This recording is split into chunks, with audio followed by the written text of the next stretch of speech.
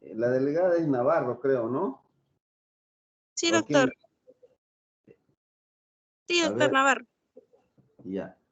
Me están pidiendo que usted me hagan llegar la relación de ustedes, de su grupo. ¿Cómo me podrían hacer llegar a mi WhatsApp? Sí, Ya, doctor, en un segundito le mando la lista. a mi WhatsApp me mandan la lista y ponen ahí como título arriba UNFB, asignatura, ¿no? Facultad de Medicina Humana, Hipólito Unanue, y después ponen ahí asignatura, ¿no? Clase teórica. Y ponen la relación, por favor, ¿ya? Y la fecha. La relación me interesa, la relación de ustedes, ¿ya? Eso yo tengo que hacer llegar, por eso, por favor, me hacen llegar. Yo creo que podemos ir empezando, ¿verdad? Ya Sí, que, doctor. Sí, doctor, por favor. ya, entonces empezamos.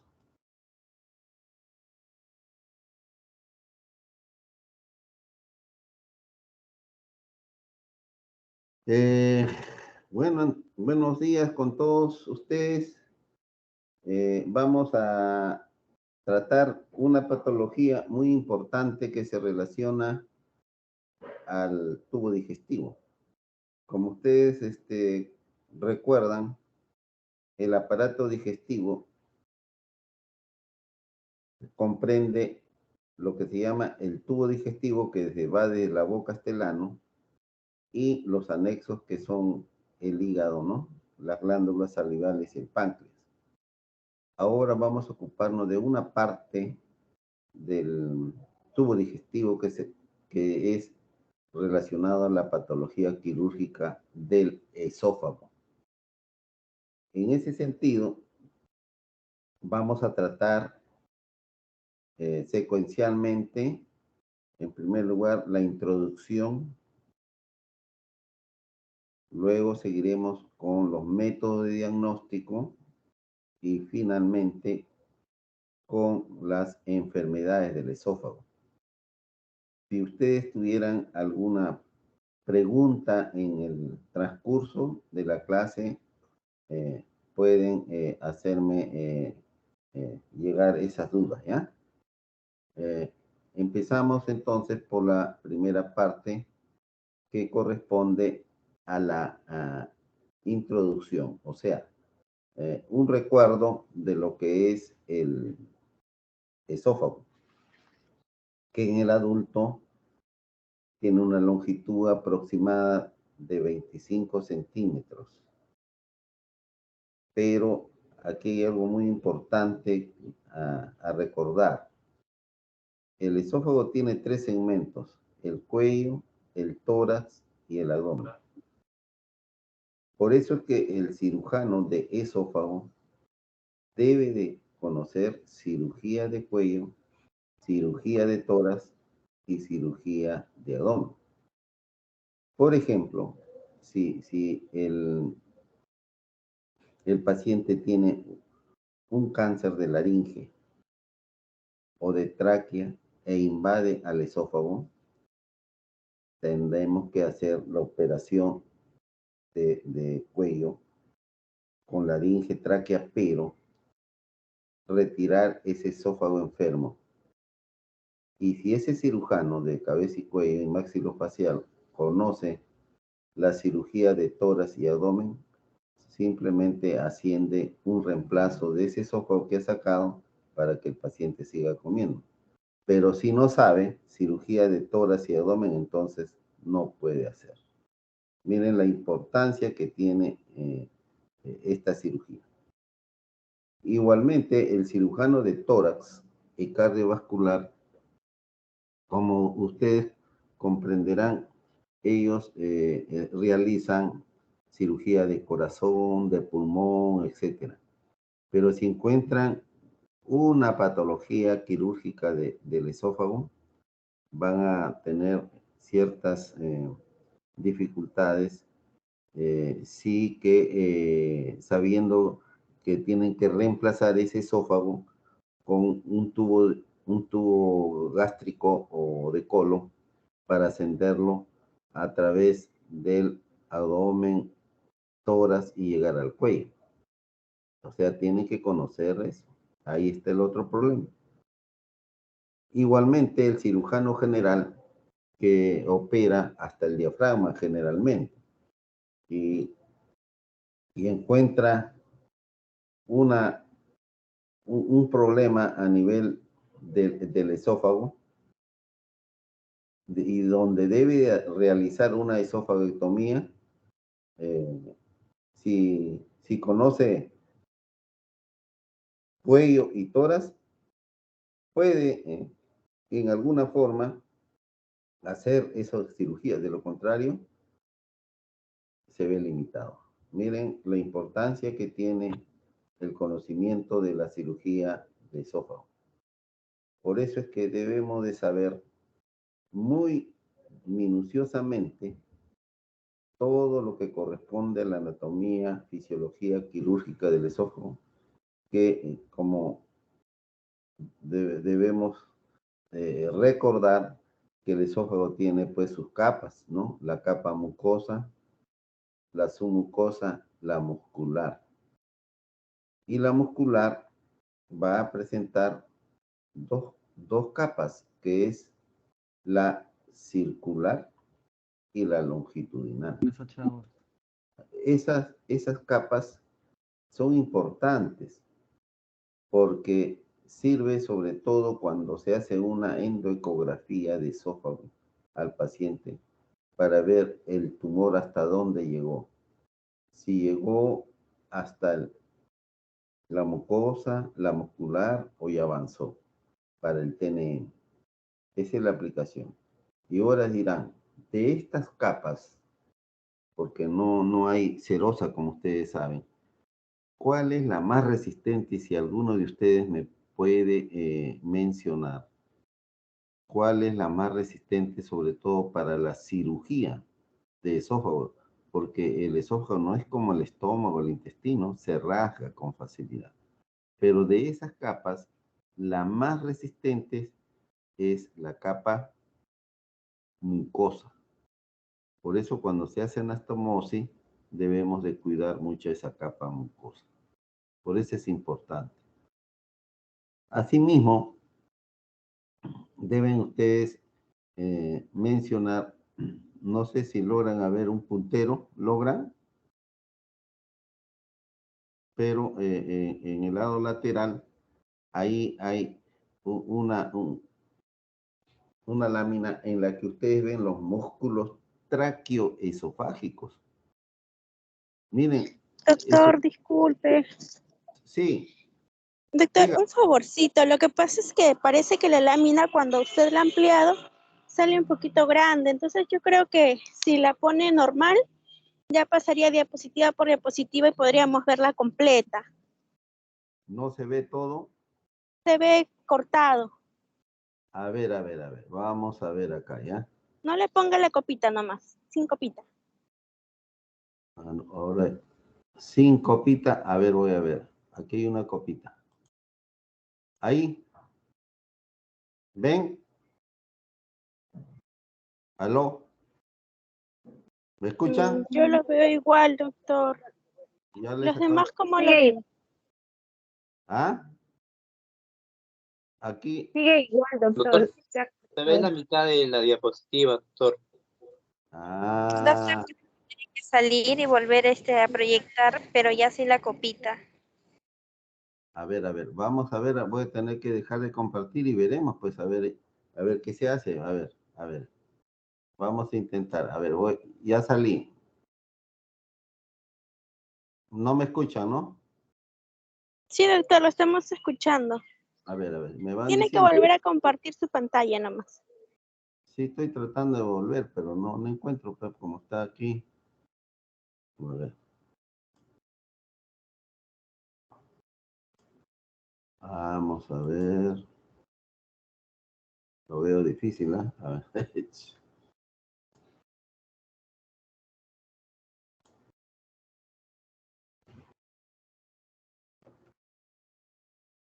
Ahí. ¿Me escuchan? ¿Aló? Sí, sí, la escucho. Sí, doctor, lo estamos Bueno, escuchando. estoy hablando porque estoy tratando de...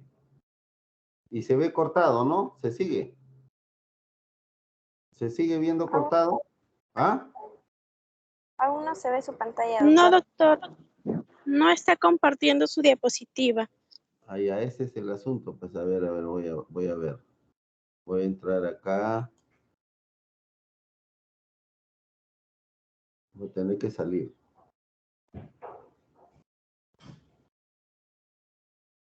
Ya.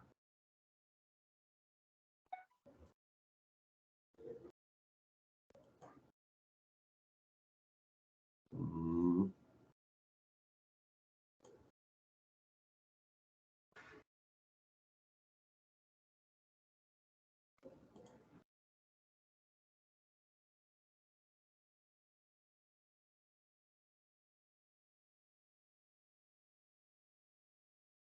Usando.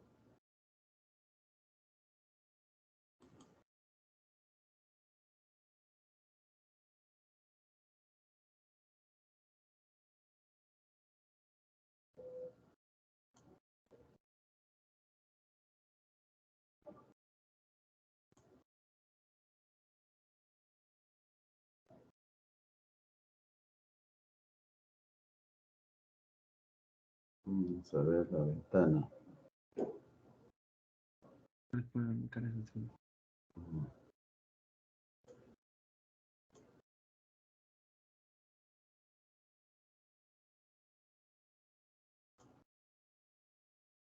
¿Ahora lo ven?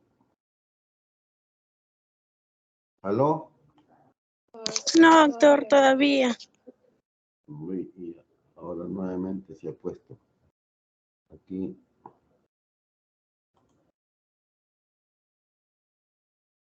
Mm.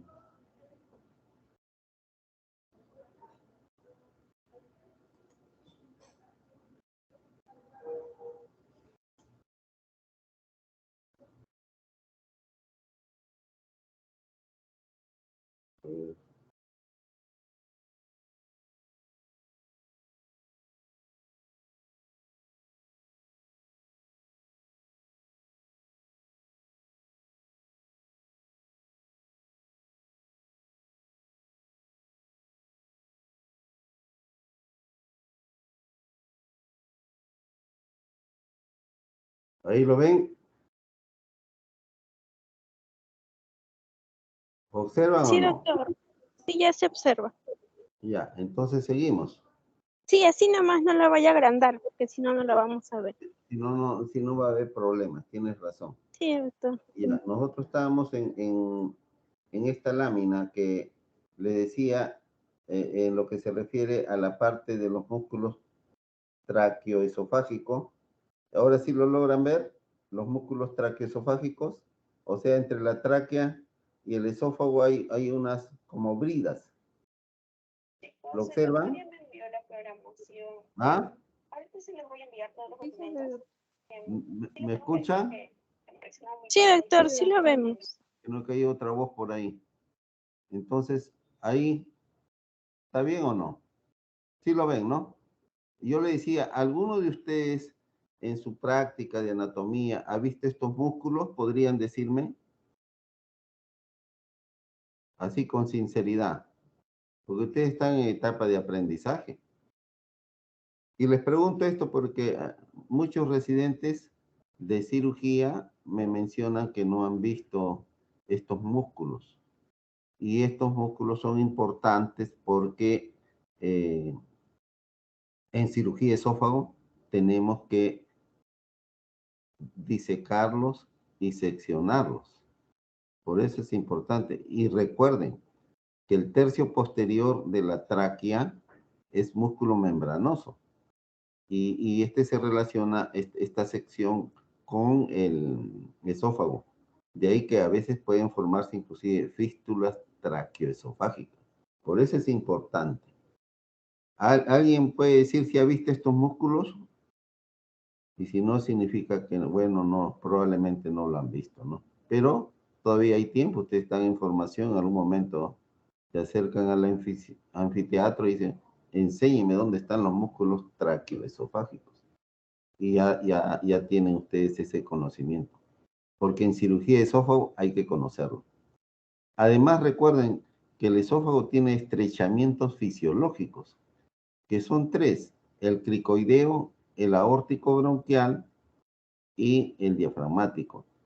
Pero de estos 3 estrechos, el más estrecho es el cricoideo. El estrechamiento cricoideo es el más estrecho. Tiene 14 a 16 milímetros de diámetro. Eso significa que 1,5 centímetros en adulto, y por ahí pasan nuestros alimentos. Por eso es que es importante conocer, porque a veces las obstrucciones, los cuerpos extraños, etcétera, se quedan en este estrecho. Si pasó el estrecho, ya los demás no hay mayor problema porque tienen mayor diámetro. Otra aplicación quirúrgica importantísima es que nunca se debe hacer anastomosis a nivel de este estrechamiento cricoideo, o sea, a nivel de C6. O se hace la anastomosis por encima o por debajo del estrechamiento cricoideo. Esa es aplicación quirúrgica. Algo más, que el esófago no vayan a pensar que es vertical. El esófago tiene convexidades.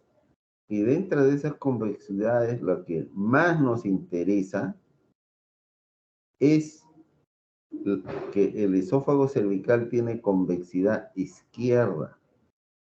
Bien importante, tiene convexidad izquierda. Es decir, que el esófago está lateralizado hacia la izquierda.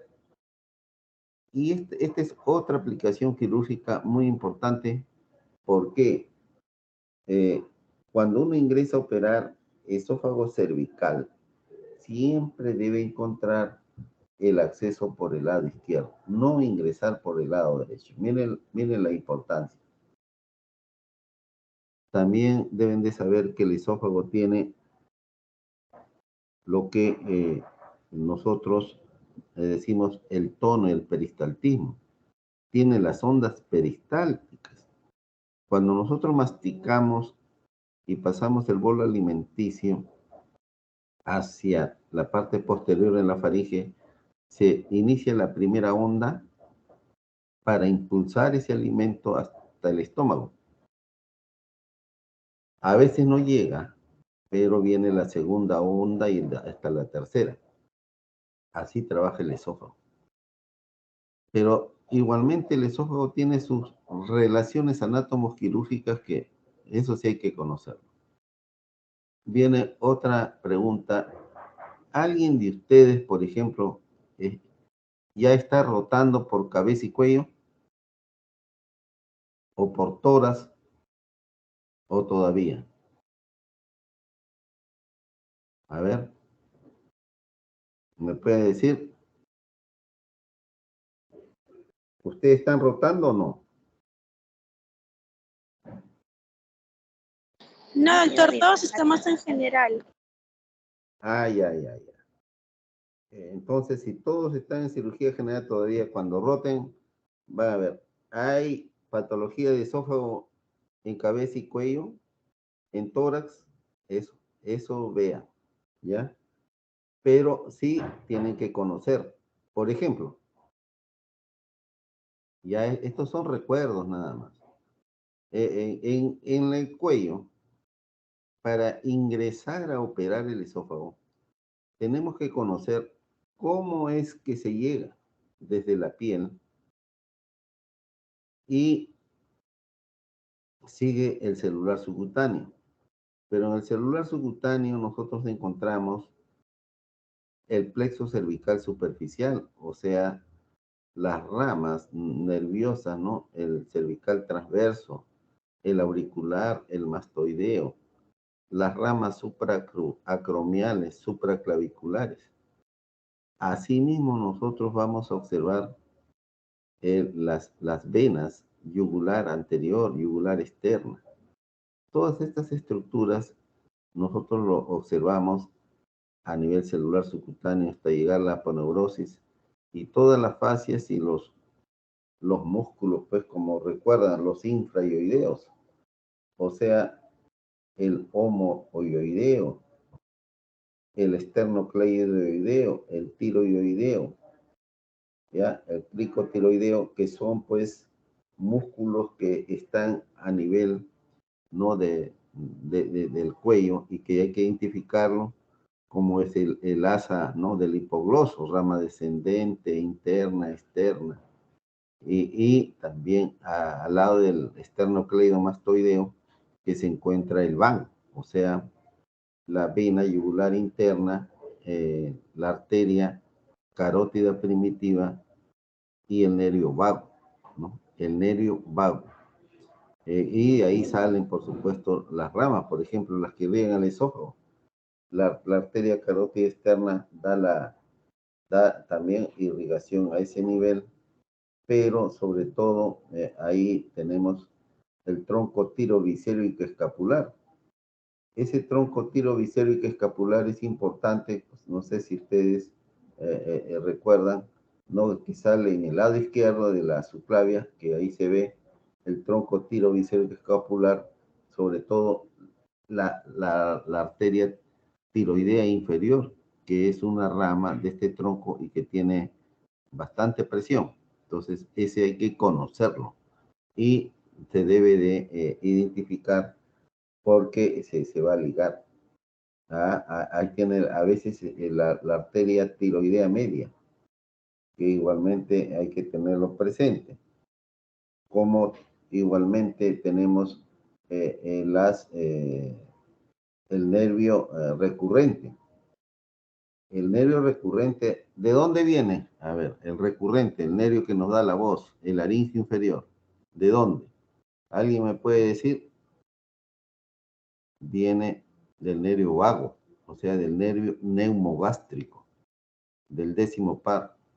Y ese nervio asciende por el lado izquierdo, como ustedes ven, entre la tráquea y el esófago, y por ese ángulo diedro se introduce a la laringe e inerva a todos los músculos de la laringe, a todos los músculos de la laringe, y que nosotros, sobre todo lo que nos interesa es al, al músculo de la cuerda vocal inferior, o sea, al músculo tiroaritenoideo, que nos da la voz, ¿no? O sea, este nervio recurrente es bien importante. Solamente el laringe inferior, que va para el cricotiroideo, después es el recurrente inerva, y ese que nos da la voz. Si seccionan este nervio en la cirugía de esófago, lo van a dejar con disfagia, disfonía lo dejan, o sea, no puede hablar el paciente por toda su vida, porque están cortando el nervio recurrente que nos da la voz. Miren la importancia, ¿ya? Aparte de los ganglios linfáticos que hay que tener en cuenta, y el esófago se ubica detrás de la tráquea, ¿no? Y así, pero siempre ingresando por el lado izquierdo. Esa es la importancia. Igualmente, cuando pasan al tórax, ya en el tórax hay que saber que ahí existen ya el esófago torácico, que tiene bastante relación con el corazón. Ahí está el otro problema, pues, que a veces muchos no quieren intervenir fácilmente este órgano, porque miren cómo en el tórax está el esófago entre el corazón y la aorta. Yo a veces a los residentes le hago palpar, inclusive a los asistentes, y ven que le golpea la mano el corazón. Entonces, por eso es que ustedes ven muy pocos cirujanos de esófago. No hay, ni en hospitales grandes, muy escasos, porque tienen que saber al 100% todas las estructuras de estos 3 segmentos. Por eso no, a veces hay esas dificultades para conseguir cirujanos, ¿no? Que se dediquen al esófago. Y por supuesto, ahí también irrigan pues el esófago torácico, ya están las arterias mediastínicas, las arterias bronquiales, las arterias intercostales, con sus venas también que la ayudan, ¿no? Eh, y pasamos al esófago eh, abdominal, atravesando ya el diafragma. Observan cómo están pues ahí, y aprovecho para que ustedes vean, miren, cómo se encuentra el esófago abdominal, ¿no? Ya muy cerca con la aorta abdominal y el óvulo de Spiegel del hígado. Y aquí ven el ángulo de His, o sea, el ángulo que está entre el esófago y el fondo gástrico, ese es el ángulo de His, que tiene mucha relación con las esofagitis de reflujo. Y esa es una de las patologías que le hago desde ahora ya un avance, porque aquí se ve muy bien lo que está en relación al esfínter esofágico inferior, ¿no? Que es la debilidad a veces donde se forman las hernias del hiato esofágico, pero el esfínter se forma por este esfínter esofágico inferior y el esfínter externo, que es el pilar derecho principal del diafragma, que ahí lo ven. Esto es lo que a veces no se cierra adecuadamente los pilares derecho e izquierdo y el estómago sube hacia arriba, hernias del hiato esofágico, porque las esofagitis de reflujo se acompañan en 90% de hernias del hiato de esófago. Y por supuesto, ahí viene el problema que en las esofagitis de reflujo el paciente siente pues que se le regrese el alimento, quemazón, dolor, etcétera, que va a regresar, es incompetente este esfínter y se regresa el alimento del estómago al esófago. Y ahí vienen las dificultades porque va alterando el epitelio, sobre todo a nivel de la línea Z, para degenerar progresivamente y llegar a ver lo más grave, que es el esófago,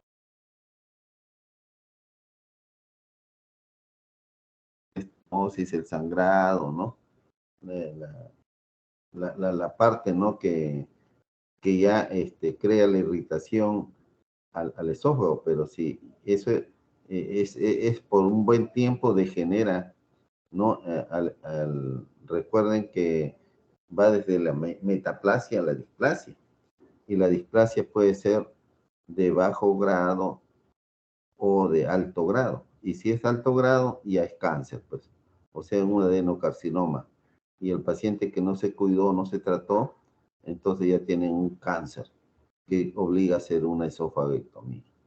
Eso es para que tengan en cuenta en lo que se refiere al esófago de Barrett, ¿no? Al cáncer de esófago, que tiene repercusión sobre todo cuando hay esofagitis de reflujo. Ya, y así nosotros podemos ir avanzando con esta inervación. ¿Ven?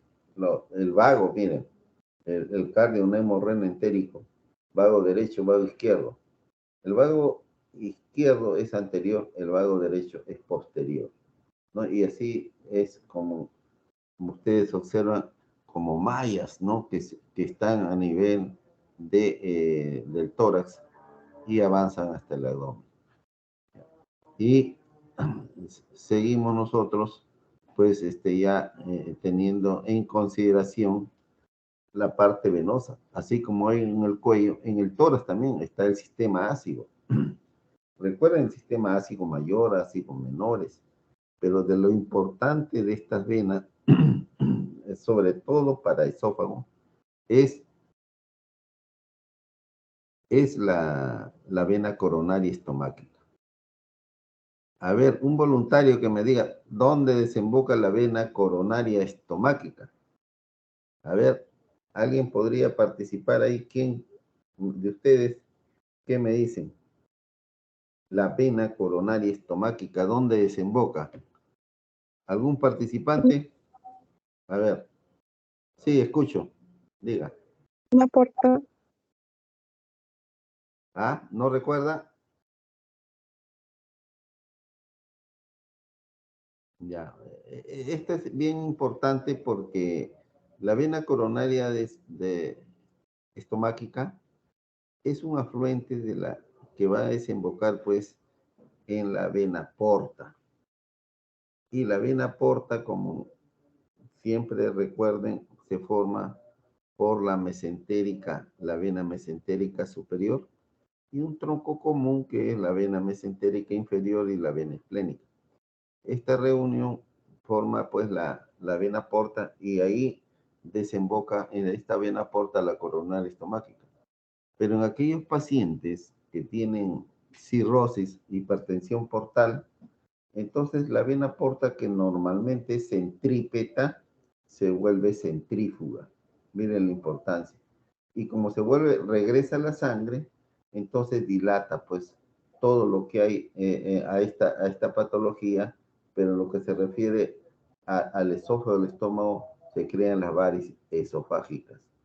Y eso es lo que hay que tener en cuenta para, sobre todo, las hemorragias digestivas altas, pero que tienen que ver con la hipertensión portal, varices esofágicas, y uno de los tratamientos que se hacen y que a mí me da buenos resultados es la desconexión portoácidos. Desconexión portoácido que se debe considerar, o sea, desconectamos el sistema porta, o sea, del sistema ácido, a través de una ligadura de todas estas venas periféricas a nivel del esófago y del estómago, en el cardias, ahí ligamos y luego hacemos un cerclaje para desconectar estas venas. Muy importante. También tiene el esófago inervación tanto, o sea, neurovegetativa, simpática y parasimpática. ¿Alguna pregunta hasta acá? A ver, jóvenes, ¿alguna pregunta? ¿Alguna duda? ¿No hay? Por lo que veo, no hay preguntas. Pero frente a... Ya, siempre pregunten, porque esto es bien importante. El esófago no es tan raro, por si acaso. Yo le decía que ya luego viene método de estudio, ¿no? Cuando ya el paciente le dice, me duele, y señala en la región preesternal, ahí señala, me duele y señala. Entonces hay que pensar siempre en algo puede tener. Algunos piensan el corazón, lo primero es el corazón, y a veces le dan isorbide, vaya a su casa, regrese en un mes. Cuando regresa ya el paciente viene pues mal, que el cáncer ya avanzó. Creían que era corazón, angina, pero no, era un cáncer de esófago que estaba pues creciendo, ¿no? El tumor. Entonces, saber diagnosticar y ver, ¿no? Y para nosotros saber llegar a un tratamiento adecuado, tenemos que pedir a veces algunos exámenes, ¿no? Aparte de la historia clínica, que es lo muy importante, mire, en toda en la medicina la historia clínica es primordial. Y en este caso es importante una historia clínica dirigida a patología quirúrgica de esófago. Por ejemplo, preguntaremos, el paciente señala, tiene odinofagia, o sea, dolor, ¿a qué nivel es? O el paciente puede decir, cuando como, regreso el alimento. Tengo que estar sentado de pie un tiempo, o sea, de horas promedio, y si no, se me regresa el alimento. O sea que ya tendríamos que orientar que el paciente tiene un problema a nivel cardial, tal vez una esofagitis de reflujo, una hernia del hiato esofágico, una calasia, un cáncer a ese nivel, etc. Pero si el paciente le dice, sabe, yo tengo un problema en el lado izquierdo del cuello, que cuando como se llena una bolsa, como un buche, eso quiere decir pues que probablemente el paciente tenga un divertículo de Senker, ¿ves? Y así nos vamos orientando. O tal vez el paciente puede decir, yo estoy, a veces tengo, elimino sangre, ¿no? Hemorragias, ya, si le habla así que tiene hemorragias, y hay que diferenciar hemorragias si viene del tubo digestivo o viene del pulmón, ¿no? O sea, del aparato respiratorio. Y eso es bien fácil, ¿no? ¿Cómo diferenciamos, a ver, un sangrado que viene del tubo digestivo y otro que viene del pulmón? ¿Cómo lo diferenciamos? Porque tenemos que saber, de repente de usted, para decirle al paciente, tenemos que saber qué es.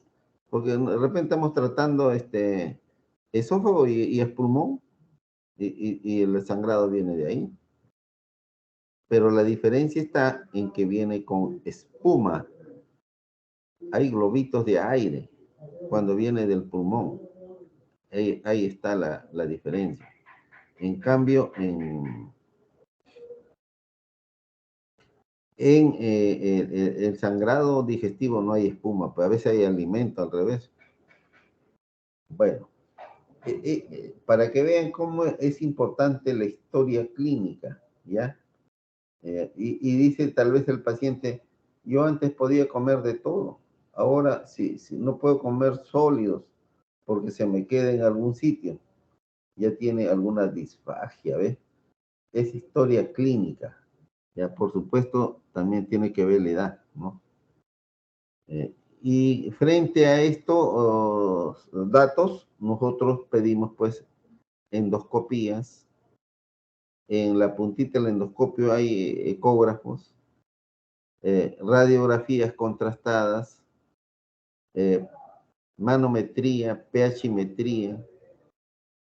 Podemos llegar hasta la tomografía y la resonancia magnética, ¿no? O sea, a las finales hacemos la biopsia, hicimos al anatomopatólogo, es un adenocarcinoma, es un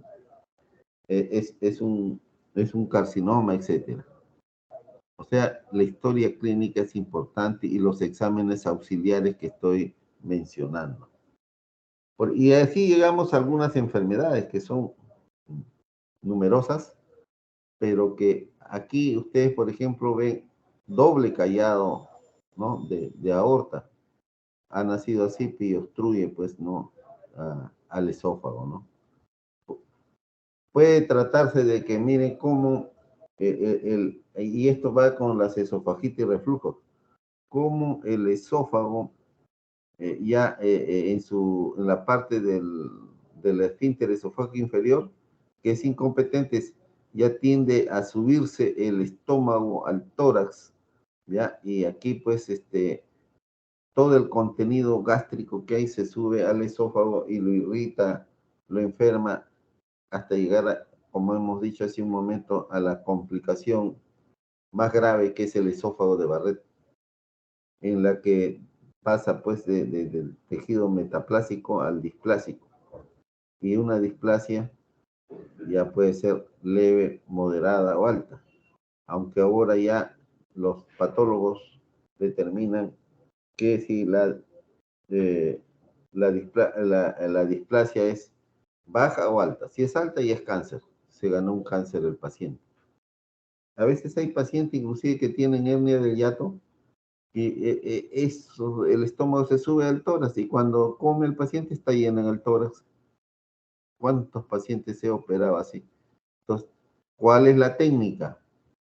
Paciente que tiene esofagitis y reflujo, hay procedimientos que son quirúrgicos y que son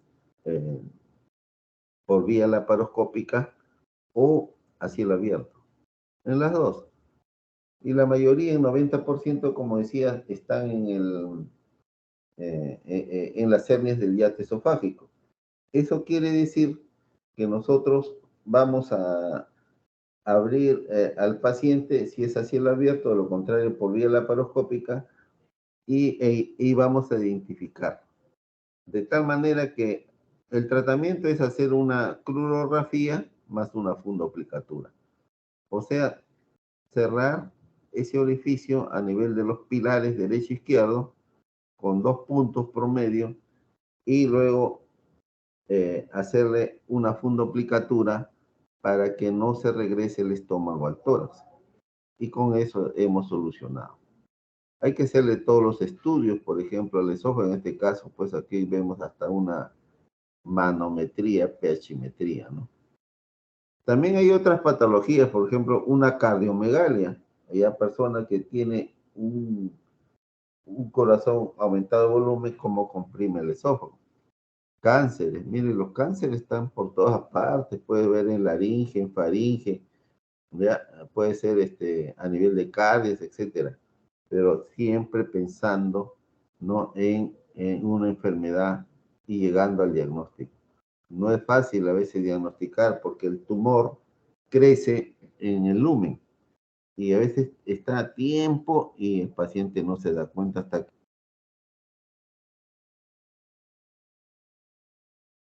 patología, perforación de esófago. Como también veremos después, hay perforación espontánea de esófago. Explota el esófago, síndrome de Boer-Haave. O tal vez la calasia, que vamos a reforzar después ampliando este tema. Las varices esofágicas que hemos hablado son unas varices muy dilatadas, unas venas que a veces sangran, hemorragia digestiva alta. Por eso hay que conocer bien. Yo he tenido casos que cirujanos en emergencia han entrado a una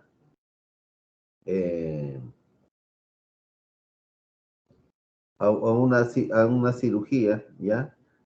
Y finalmente, un ratito, ¿ya? Pero, algo. Sí, dígame. Ya, ¿a qué horas? 6:30. Sí, 6:30, por favor, ¿ya? Yo salgo a las 6, llego, 6:30, ¿ya? Ya, gracias, doctor. Ya, muy amable. Gracias. No, hasta luego. Ya. A ver, seguimos, disculpen. Aquí les comentaba, pues, que nosotros, frente a todas las patologías, tenemos que dar el tratamiento más adecuado al paciente, porque primero diagnóstico diferencial, ¿eh? Y luego tratamos al paciente, ¿ya? Y de acuerdo a la patología. A veces yo he visto cirujanos de guardia que han visto una hemorragia digestiva alta y sangrado. Es decir, ya lleve la sala, como ha sucedido en sala de operaciones. Abren el estómago, la sangre no viene del duodeno ni del estómago, la sangre viene del esófago, varices esofágica.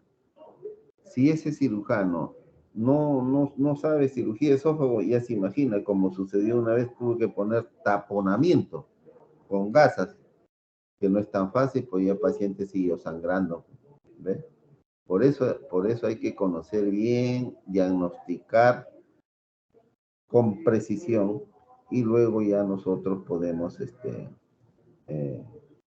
estar seguros de lo que vamos a operar. La radiografía es importante, como ustedes ven, aquí hay hasta divertículos, en este caso los llamados divertículos de Senker. Los divertículos, recuerden que puede ser por verdaderos o falsos. O sea, los divertículos falsos, por pulsión, no tienen pues todas las capas, no tienen mucosas o mucosas, pero los divertículos verdaderos sí tienen todas las capas, se llaman por tracción. En este caso, el divertículo de Zenker, ¿no? Que está saliendo por este triángulo, esta debilidad que hay entre la faringe y el esófago, el triángulo de Killian, ¿no? Entonces ahí ha salido por la presión que hay y hay de 4 hasta 4 grados, ¿no? 1 y 2 generalmente no se opera, pero ya cuando hay una bolsa muy grande, molesta, porque una parte de alimento sigue su curso del esófago al estómago, pero otra parte se queda. Y esa parte se queda, a veces ya pues se descompone el alimento, halitosis y todas las molestias. Entonces ya hay que operar al paciente. Ese es el divertículo de Zenker. Y como ven, también hay otros divertículos, como le decía, epifrénicos. Este es un divertículo por tracción verdadero. Todas las capas son atraídas a la carina, a la tráquea, y generalmente el paciente tiene antecedentes de procesos inflamatorios, ¿no? Entonces, y ahí vean pues el divertículo, un paciente que era grande, como ven, voluminoso. Este paciente tuve que operarlo. Ven, siempre se coloca el paciente así de cúbito dorsal, pero una almohada detrás de las escápulas para que se pueda ingresar por el lado izquierdo. Se ingresa por el lado izquierdo, le he dicho que el esófago tiene convexidad izquierda. El brazo lateral al tórax. Ahí ya se ha abierto, se ha identificado todas las estructuras, como ya hemos hablado al inicio, y luego ya se libera el divertículo. Ahí ustedes ven el divertículo, ¿no? La bolsita. Una vez que ya está liberado, entonces seccionamos el divertículo y lo mandamos al patólogo para luego ya hacer la sutura transversal, ¿eh? No se olviden, siempre hay una sutura transversal, muy importante, para que no haya posteriormente disfagia, y se secciona, ¿no? El músculo cricofaríngeo, porque ese es el que a veces va a motivar la disfagia postoperatoria si no lo hemos seccionado y dejamos un DRE contralateral. Acalasia es lo mismo. ¿Qué es la acalasia? Falta de relajación del esfínter esofágico inferior. Entonces, como tal, ya por los problemas pues de estos casos donde los pacientes generalmente pues tienen una deficiencia de los plexos mientéricos, el de Auerbach y todas las acalacias primarias que pueden producir y que conlleva pues finalmente, porque aquí también hay 4 grados, enfermedad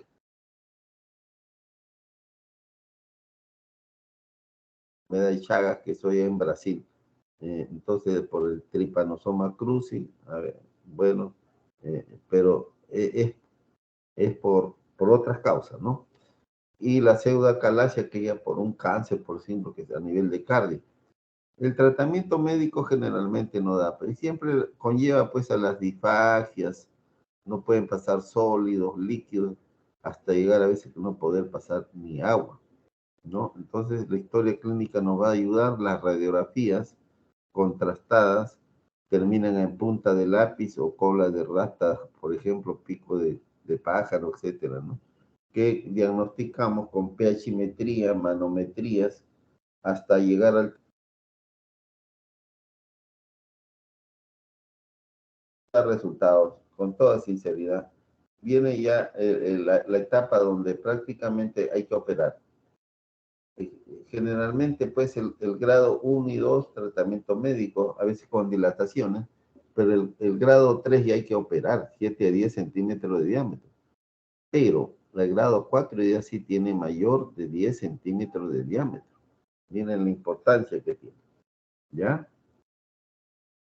Y el tratamiento quirúrgico de la calasia, que también puede ser laparoscópico o a cielo abierto, y consiste en hacer una cardiomiectomía más fundoplicatura. Como su nombre, cardiomiectomía, o sea, seccionamos un segmento de la parte muscular del esófago. Una cirugía muy interesante. Pues aquí es un paciente que he operado, ¿no? Ya está liberado del esófago, ven que ese Penrose, ¿ya? Y ya está identificado, ya prácticamente hay que separar los nervios vagos, ¿no? Hay que separarlos y de todas maneras se identifica dónde está la estenosis y llegamos pues a pasar una sonda, que es importante a través de la boca para que sirva de guía. Mira, ahí ustedes ven la puntita de la sonda, ven que se sirve para que nos oriente, ¿no? Y luego hacer la cirugía, o sea, una cardiomiectomía, o sea, la capa muscular se retira 3 centímetros por debajo del cardia, 6 centímetros por encima, y luego de haber hecho esa cardiomiectomía, nosotros ya comenzamos a hacer la fundoplicatura. Y aquí se está empezando, miren, ahí está el esófago, miren cómo el estómago ha pasado por detrás haciéndole un collar y ahora es asegurarlo, ¿eh? Aquí está el esófago y tienen pues el fondo, ¿no? Gástrico para proteger y que no permitir que regrese el alimento. Pero si es grado 4 y este es ya un tratamiento que se realiza para los pacientes que tienen cáncer de esófago distal. Entonces, donde ya tenemos que hacer una esofagotomía por vía transdiafragmática, transmediastínica posterior y un ascenso gástrico, o sea, una esófago-gastroplastía cervical. ¿Ya? ¿Alguna duda, jóvenes? ¿Qué me dicen? ¿Pregunta? ¿Qué me dice María Morales?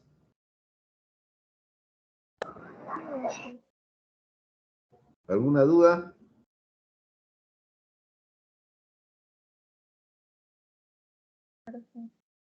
No le escucho. ¿Está bien? Mire cómo está la placa, mire, ve esta tremenda dilatación, grado 4, mire cómo termina en punta de lápiz, fíjese. Es una radiografía contrastada, ¿ya? Y ahí tenemos ya la posición del paciente, miren. Esa es la posición del paciente. O sea, se descubre prácticamente de la mandíbula hasta el pubis. Porque voy a tener que operar cuello, tórax y abdomen. Esa es la posición. El brazo, si se dan cuenta, pegado al tórax. Y esto es lo que es acá, ¿ven? Miren, ¿ven? Este es el esófago tan dilatado y este es el estómago que voy a formar, el tubo gástrico, con todas estas arterias que están latiendo para reemplazar al esófago, ¿ya? Y ahí ya estamos haciendo la operación con sutura mecánica, ¿no? Esta vez, o sea, corta y sutura al mismo tiempo. ¿Ven? Ahí ven, se está formando el tubo, ya está el tubo. Ese tubo, con todos sus vasos, miren cómo llega hasta el cuello. Por ejemplo, este es el abdomen y esto lo vamos a pasar hasta el cuello para hacer la anastomosis. Ahí se está midiendo, ¿ves? Para llegar al cuello. Siempre lo pasamos en una bolsita porque es bien delicado, ahí está los vasos sanguíneos. Y por supuesto, ya tienen ahí haciendo la transposición y vean cómo se hace la incisión lateral izquierda, o sea, en el cuello. Esta incisión lateral izquierda. Muy importante, ¿ya? Ven ahí ya la parte cervical cómo está pasando el tubo gástrico hasta el cuello dentro de esa bolsa.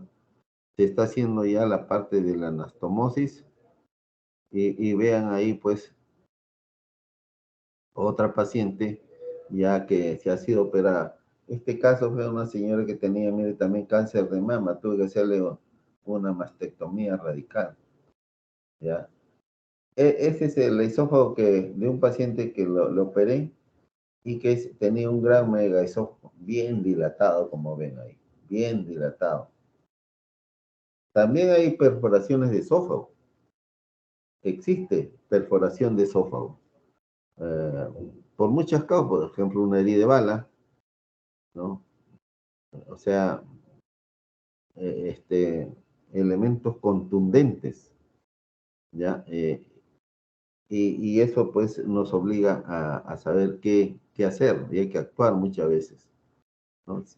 Si es muy pequeñito, bueno, pero tiene milímetros, pero si ya es grande, ese tiene su tratamiento, ¿no? Y depende de dónde está, en el cuello, en el tórax, en el abdomen.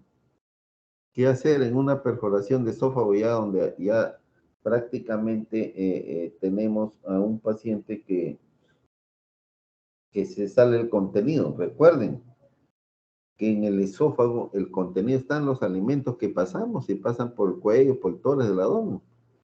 Pero si se perfora, ya se imaginan pues que hay siempre un problema ahí, ¿no? De decontaminación. Este es un paciente que vino en helicóptero al Rebagliati de Tumbes porque comió una carne ya sin masticar, porque ella dice tenía mucho apetito y llegó creo a almorzar a las 6 de la tarde. Y eso le costó caro porque el anestesiólogo al tratar de empujar al cuerpo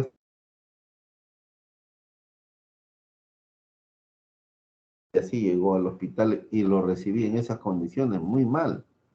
Ya tuve que hacerle pues estas operaciones de drenajes y ya pues ya a operarlo, ya en su momento oportuno y hacerle el tratamiento más adecuado siempre pues con esta es la formación del tubo gástrico, ¿no? Y muchas veces como este no es cáncer se hace doble tubo gástrico, o sea se pasa el tubo por delante del corazón. Otra técnica, ¿no? Importante, ¿no? Cómo llegar, ¿no? Y cómo canalizar por el mediastino anterior el tubo, ¿no? Que se está preparando. Ahí ustedes ven, miren cómo, ese es un paciente que lo operé de síndrome de Boerhaave, perforación espontánea de esófago. O sea, mucho cuidado, a veces una tos demasiado exigente, un vómito explosivo, explota el esófago, siente como algo que se rompe en el tórax del paciente y ahí le cuesta una operación, pues. Todas sus fases que hay, después se toma una radiografía de control, ¿no? Este es el paciente que operé de síndrome de Boerhaave, ya está comiendo, ¿eh? Pero eso fue solamente por tos y vómito, nada más, imagínense. Este es el tumbesino que lo operé, que vino por comerse pues la carne entera, ¿no? No masticaba. Ahí está comiendo ya. Bueno, pacientes también pueden ser a veces motivo de tener una esofagitis cáusticas o una faringoesófago-gastritis cáustica. Son pacientes que, bueno, tomaron la decisión de tomar ácido muriático y lo toman de acuerdo pues al gusto, ¿no? Algunos puro, bastante, ya mueren, pues, ¿no? Otros toman con leche, con gaseosa, depende del gusto. Y a eso pues para asustar, pero ya quedan lesionados pues, los pacientes, ¿no? Ya. Este es un estudio de las arterias mesentéricas porque generalmente en transposición, en estudio de reconstructivos por esofagitis cáustica, se usa colon. Parece que estudiar el arco de Riolano en el colon Y aquí yo hice una publicación que está en las revistas que dice que es 200 cadáveres la mesentérica, ¿no? Este es del arco riolano, ¿no? El arco riolano.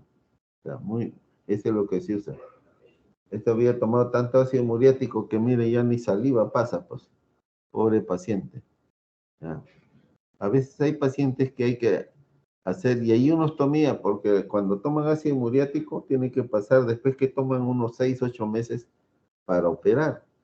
Y recién viene la cirugía. Todo ese tiempo. Y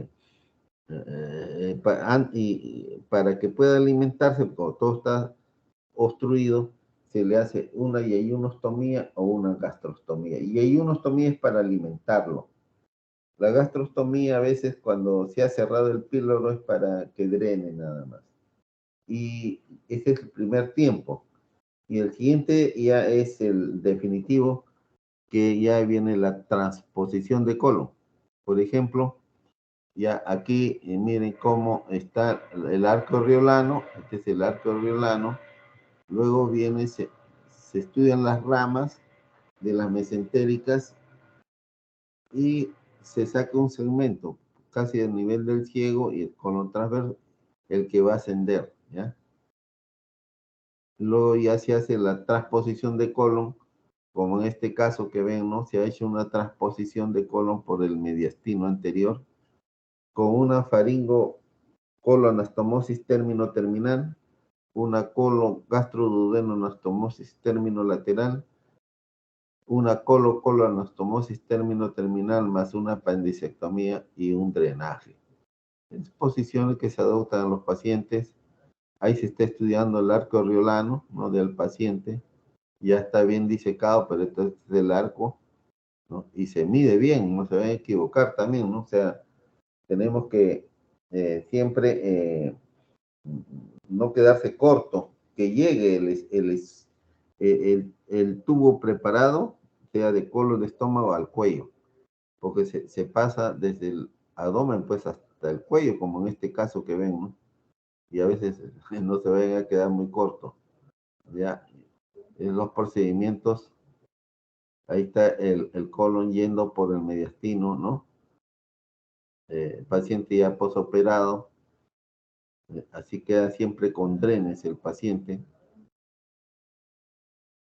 Pero bueno, esta es una paciente operada, miren, pobrecita, como le habían hecho 8 operaciones al paciente, 8 operaciones, ya se imaginan. Yo ya no quería operarle, pero lo operé, tuve que así seccionar desde la mandíbula hasta el pubis, todito para operarlo, ¿no?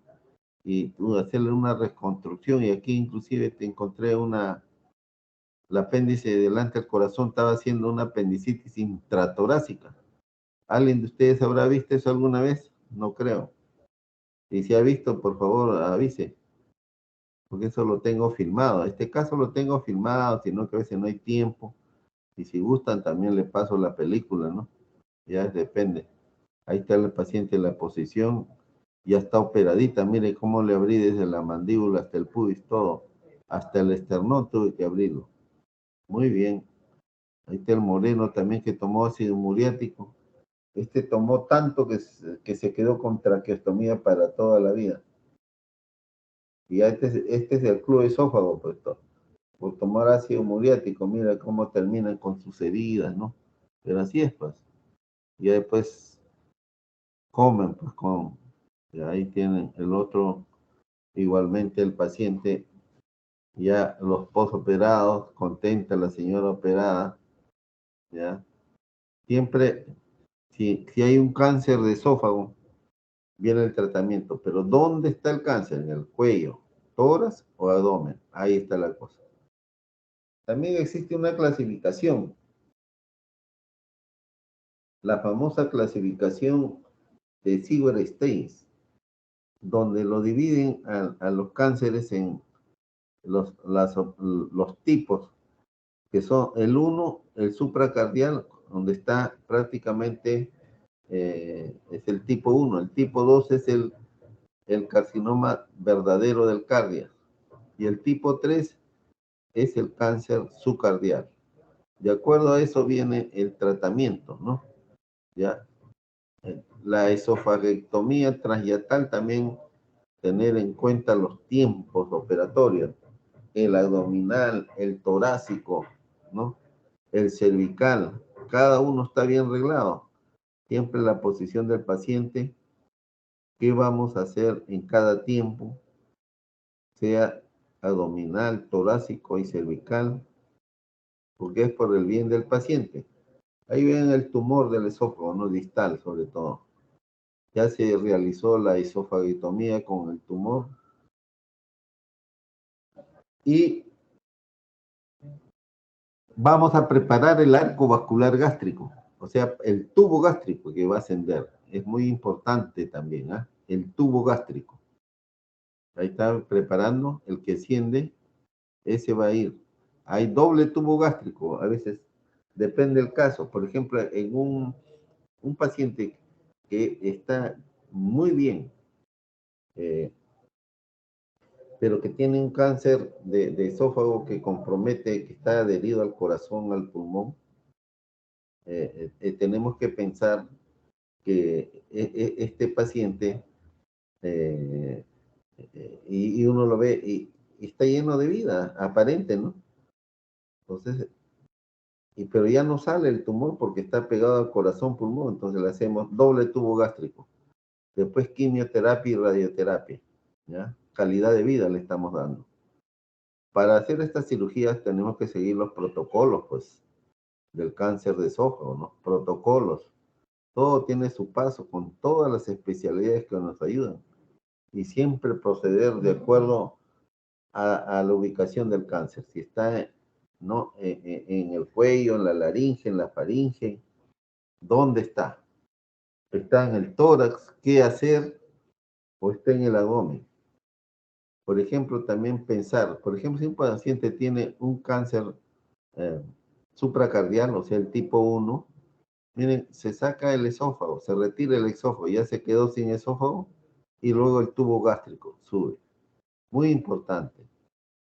En el tipo 2, 3 prácticamente parecido, donde el paciente, pues, se ha hecho tanto el cardial, el subcardial, ya el cáncer es más bajo, entonces tenemos que hacer esofagotomía distal y una gastrectomía total radical, ¿ya? Y luego ya la reconstrucción, una esófago y ayuno anastomosis en Iderux, ahí está, o en Omega también. ¿Alguna pregunta, jóvenes? ¿Alguna pregunta? No, doctor. Yo no sé, creo que esta no va a salir, pero yo no sé si tienen tiempo, si pasar la película, no sé cómo van, pero sí, parece que esta no va a Uy, entrar. doctor, ¿Ah? no se ve eso. No se ve, pues, o sea, mire, voy a intentar a ver si puedo volver a entrar, ya, voy a salir y si no ya, vemos, pues, ya, voy a volver a entrar, ya, voy a salir porque aquí, esto de aquí, eh, no sale, pues, vamos a tener que, voy a tener que, a ver, a ver, a ver, a ver, mm,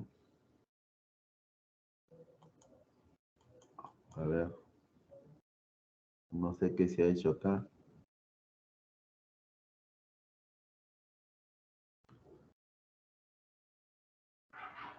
Antes de seguir, ¿alguna pregunta? Antes de salir, no hay pregunta, ¿no? No, doctor. Ya, voy a tratar a ver si puedo volver a entrar, ¿ya? Un ratito, un ratito. A ver.